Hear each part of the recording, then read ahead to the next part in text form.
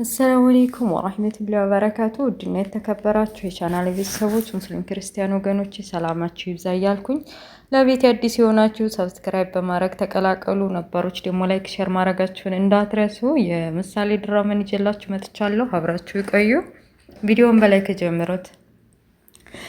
የምሳሌ ድራማ ሲጀምር በቃ መድብል አሸንፏል። ወንድሙን ይዤ እመጣለሁ፣ አስመልጣለሁ፣ ከልጁ ጋር አገናኘዋለሁ፣ ቤቱ እንዲመጣ አድርገዋለሁ ብሎ ፎክሮ አልቀረም። ልጁ በቃ ወንድሙን እንደማንም ብሎ የትኛውንም ዋጋ ከፍሎ ይዞም መጥቷል። ብሩክ ልጁን ፊት ለፊት ሲያይ መቋቋም አልቻለም። ያው ሰውነቱ ስንት ተቀጥቅጦ ስንት ጉዳትና ስቃይና መከራ ያሳለፈ ቢሆንም እንደማንም እየሄደ ነበር። ግን ደግሞ ልጁን ሲያይ አልቻለም እና በቃ ተንገርግዶ ልጁን አቅፎ ወደቀ። ሁሉም አዘኑ። ቅድስት፣ ሁላቸውም መድብል የሆነና እየተፈጠረ ባለው ብሩክ ለልጁ ሲል ምንም ያክል ዋጋ እንደሚከፍል ስለሚያውቁ የሆነውን ነገር ሁሉ አሳዝኗቸዋል። ተቃቅፈው መውደቃቸው በቃ እንደማንም ደጋግፈው አንስተዋቸዋል። በል ተነስ ተነስ ተነስ ይበቃችኋል። በቃ ምሳሌ አላመነችም። ያው ቅድስት ይመጣል፣ አንቺ የታከምሽበት ሀገር ነው የሄደው፣ ለስራ ነው የሄደው እያለቻት አስተዛሬ ስትሸጉዳት የነበረው ፊት ለፊቷ ስታየው አባቷ ግን ተጎድቶ ተቦሳቅሎ ተደብድቦ ስቃይና መከራ ያሳለፈ አባቷን ፊት ለፊት ስታየው እሷም አለቀሰች። ቅድስትን ብትሆን እንደዚህ ይሆናል ብላ አላሰበችም ነበር። ብቻ በህይወት መምጣቱ ደስ ቢላትም እንደዚህ ስቃይና መከራ ማሳለፉ አሳዝኗታል። ልቧ ተሰብሯል። እንደማንም ደግፈው ሶፋ ላይ አስቀምጠው ደገፍ አረጉት። በቃ ቅድስት እንደዚህ መሆን የለብሽም። ይኸው አሁን በሰላም ለቤቱ በቃ አይደል እንዴ አለ መድብል ማልቀስ ስትጀምር።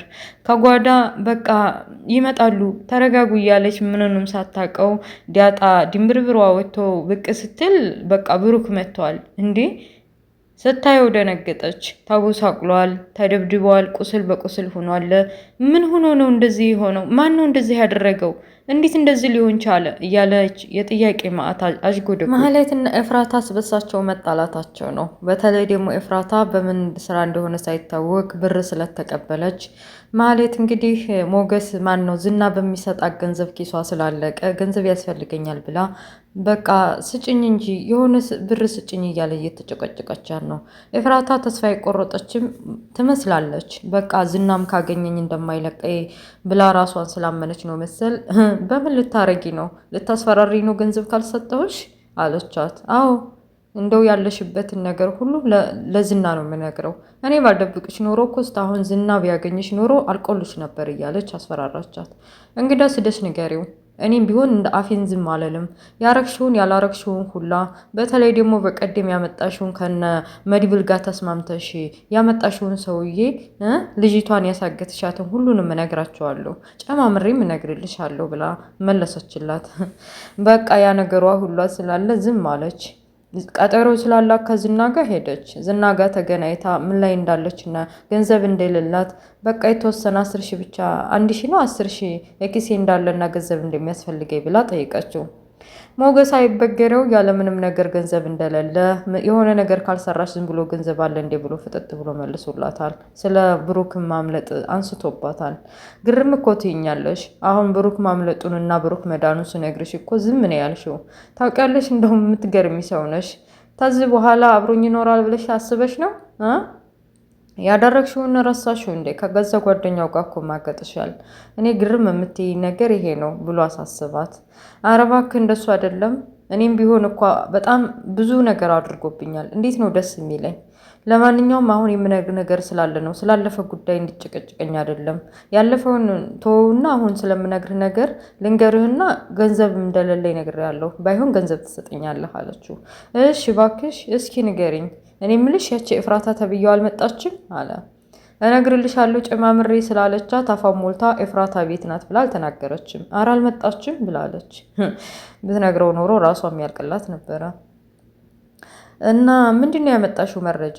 በቃ ሞገስ ተብዬው እናንተ በጥይት ከመታችሁ በኋላ የሚታከምበትን ሐኪም ቤት አውቄዋለሁኝ እና ለምን እናንተ ጨርሳችሁት አታሳርፉትም አለች። ኮስተር ብሎ ስለመጨረሱ አንቺ አትነግሪንም። ይልቅ ሐኪም ቤቱንም ሁኔታ ማወቅሽ ጥሩ ነው። ጥሩ ስራ እየሰራሽ ነው እና በቃ የማማክረው ሰው አለቃ ስላለ ለሱ ነግሬው የሚሆነው ይሆናል አላት።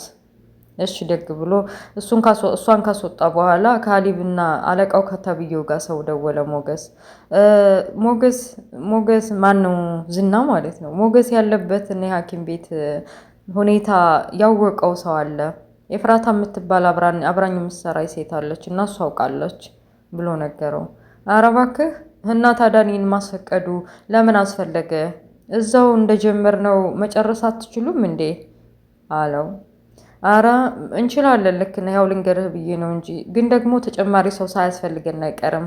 የሆነ ዙሪያውን በተለይ ደግሞ ያ መድብል የሚባለው ሳይኖር አይቀርም እያለ አነሳበት። ምን መድብል ብቻ? ያቺ ያንተስ ሉላ የምትባለው ሳትኖር ትቀራለች? መቼም ታሞ እንደዚህ በጥይት ተመቶና ሐኪም ቤት ገብቶ ዝም ብላስ ችሏት አትቀመጥም። እርግጠኛ ነኝ አብረው ትኖሯለች አለው። አረ እንደሱ አይሆንም። በቀደም እንኳን በሴም ካርዷና በባንክ አካውንቷ ሳሳድዳቸው ነበር ሰፈር ለሰፈር። አሁን ግን ምንም የለም። እርግጠኛ ነኝ እኔ መኖሬን ስለሚያውቁ እዛ ሀገር አያኖራትም። እዛ ሀገርማ ብትኖር እሱ ጋማ ብትኖርልኝማ እኔም ጭምር ነበር ምፈልጋት አለ። ለማንኛውም የኔ ምክር አያስፈልግም። ሄዳችሁ የሐኪም ቤቱን ሁኔታ ተመካክራችሁ ቶሎ ብላችሁ መጨረስ አለባችሁ የሞገስን ነገር ብሎ ዘጋበት። ምሳሌ ደስ ብሏታል። እስከ ዛሬ ቅድስት ዝም እንዲትልላት አባዬ እንዴት ነው ወይት ነው እያለኝ እንዳትጠይቃት የእሷ የሄደችበት ሀገር ታክሞ ማን ነው የሆነ ስራ አለ ብላ ስለሸወደቻት አልገረማትም። አባቷን ስላገኘ ደስ ብሏት ዛሬ እኔ ምግብ የምሰራው ብላ ልጅ አድጋለች። ልጅ ይሆን አልቀረችም። አባዬ እሰራለታለሁ ብላ በቃ ሽንኩርት ከትፋ ምርጥ ስሮ ሰርታለች። ዳጣ ስላሳለፈችው ህይወት እየነገረችው ነው። ህማሙን እንዲረሳ እና ቀጥ ብሎ እሷን እያዳመጠ ጉድ እኮ ነው እኔ በመጥፋቴና እኔ በመታገቴ ብዙ ነገር አልፎኛል እያለ አይኗን እያየ እየሰማት ነው።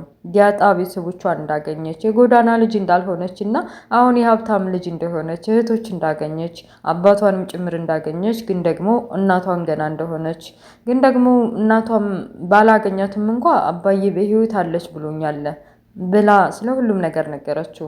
በተለይ ስላሳለፈችው ስለ ዝና መታገት፣ ስለ ማህሌትና ኤፍራታም ሁሉም ነገር ነገረችው። ያሳለፉ ጉድ እኔ ጉድ እያለ በውስጡ ዝም ብሎ አዳምጧታል።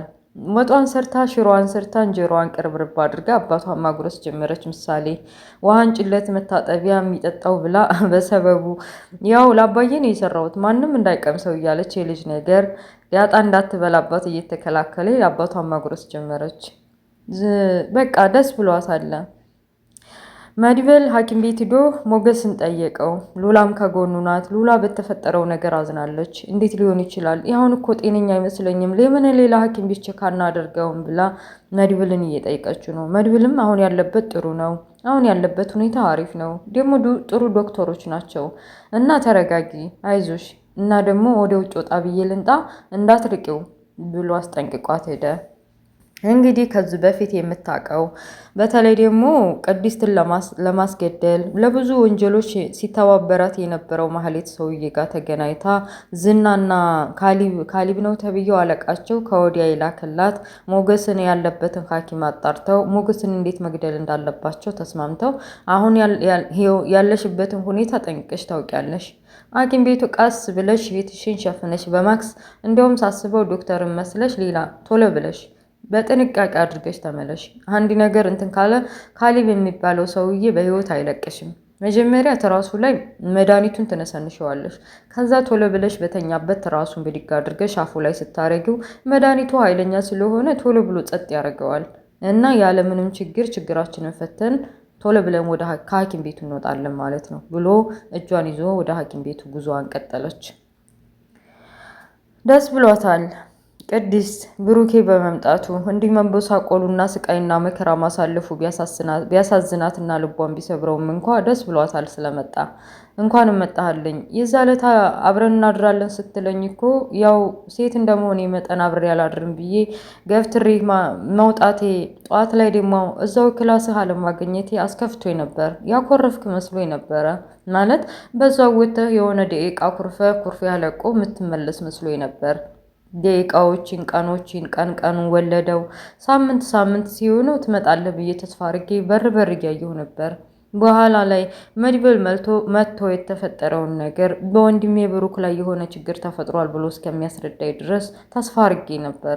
ከዛ በኋላ መድብል እና ሞገስ እያጣሩ አንተ ያለህበትን ሁኔታ ሲነግሩኝ በቃ ወራት ጊዜ ሁሉም ነገር ሲነጉር ተስፋ ቆርጬ ነበር።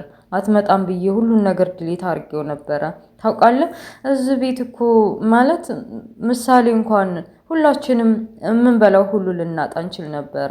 እንደውም ገጠር እንሄድ ብያት ይዣት ልሄድ ነበር እና እንኳንም መጣ እያለች ስላሳለፈችው ስቃይ ይመጣል ብላ ተስፋ ማድረጓና ስታነባና ስታለቅስ የነበረውን ህይወት በሰላም ስለመጣላት እያመሰገነች ደስ ብሏታል።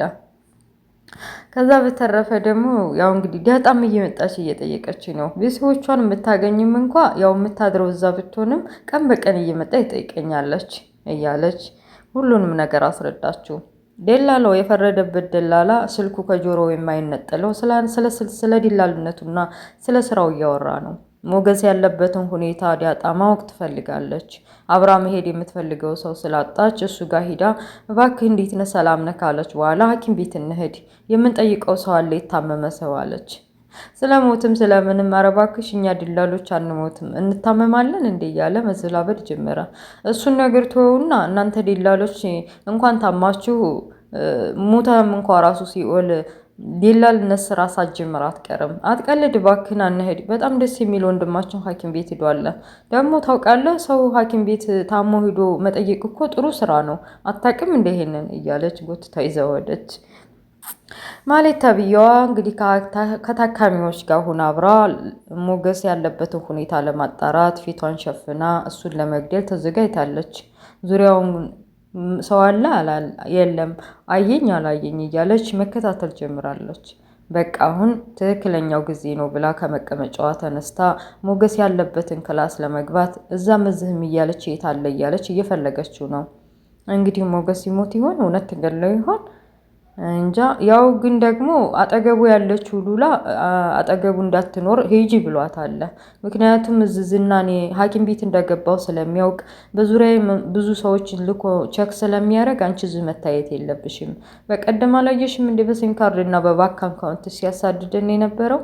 አሁን ደግሞ አንቺ እዚህ መኖርሽን ካወቀ በእግር በፈረስ ፈልጎ ይይዝብኛል። እኔ እስከሚሻለኝና ነገሮች እስከሚመቻቹ ከዚህ ሂጂ እባክሽን ሂጂ ብሎ እንድትሄድ አድርጓታል። በሌላ መድብልም ያው እንግዲህ ኑራለች ብሎ ነው የሚያስበው። ሞገስ ብቻውን እንቅልፍ ሸለባ አድርጎት ተኝቷል። እንግዲህ ማለት ተብዬዋ ያለበትን ክላስ እየፈለገችው እያለ እሱም እንደተኛ ሞገስና ቅድስትም እንዴት ተቃቀፉ። ድራማው ያልቃል ማለት ነው። እና ውድ ቤተሰቦች ሞገስ ተሞተ በጣም ነው የሚያስጠላው። ያው ከበፊቱ ከብሩኬ ላይ ያደረሰበት ሚስቱን በማማገጥ መጥፎ ስራ ቢሰራም እንኳ ተጸጽቶ አሁን ድረስ ህይወቱን እስከመክፈል እና ህይወቱን አደጋ ላይ አድርሶ እሱን ከመታገት ያዳነው ከፈጣሪ በታች ሆኖ መድብል ጋር ታግለው አላማቸውን እቅዳቸውን አሳክተው አሁን እንግዲህ በሉሊት ምክንያት ቢሞት ከባድ ነው የሚሆነው። እንዳይሞት ብለናል። እና ውድ ቤተሰቦች የምሳሌ ድራማ ይህን ይመስላል። ስለነበረ ቆይታ አመሰግናለሁ። ቤተሰቦች ያልሆናችሁ ደግሞ ሰብስክራይብ በማድረግ ቤተሰብ ሆኑ። ነባሮች ደግሞ ላይክ፣ ሼር ማድረጋችሁን እንዳትረሱ። አበረታቱኝ። በሌላ ፕሮግራም እስከምንገናኝ ወሰላሙ አሌይኩም ወራህመቱላሂ ወበረካቱ። ባይ ባይ። ቻው